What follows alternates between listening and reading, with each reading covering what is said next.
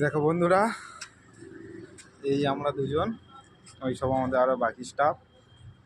আমরা এই রুমে ছিলাম কালকে, তাই তো।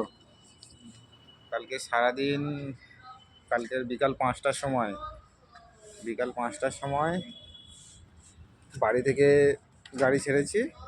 ছেড়ে আজকের এই হোটেলে ছিলাম, এই হোটেলে ছিলাম, এই হোটেলে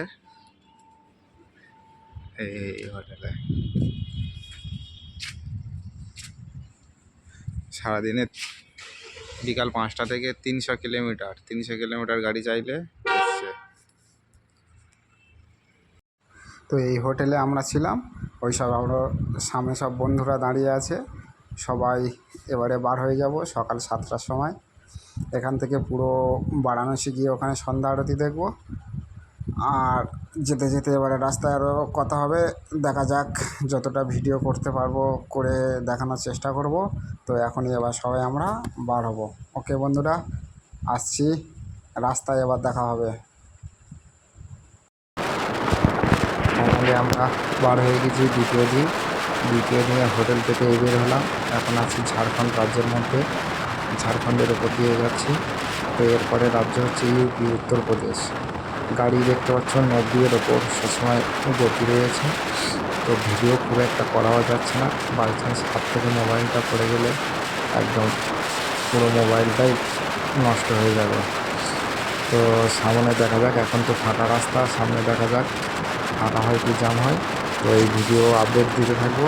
চলো বন্ধু, রাখছি, ওকে বাই। ফাইনালি আমরা একটা জ্যামে পড়লাম। তো আসার আগে অনেক শুনেছি রাস্তায় প্রচুর জ্যাম। তো দেখতে পাচ্ছ কতটা কীরকম জ্যাম। ফাইনালি অনেকক্ষণের পর আমরা একটা জ্যামে পড়লাম। তো বাইক আছে যদিও আমাদের অসুবিধা হবে না, সাইডে যদি একটু ফাঁকা থাকে সেখান থেকে আমরা বার হয়ে চলে যাব। তো জ্যাম কাটিয়ে যেতে হবে, কিছু করার নেই। ঠিক আছে, দেখা যাক জ্যাম কাটিয়ে কতটা যাওয়া যায়।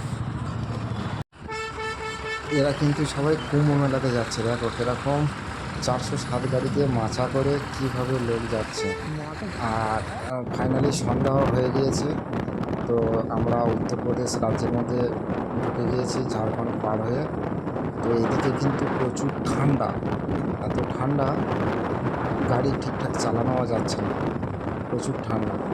তো বারাণসীর কাছাকাছি প্রায় এসে গিয়েছি।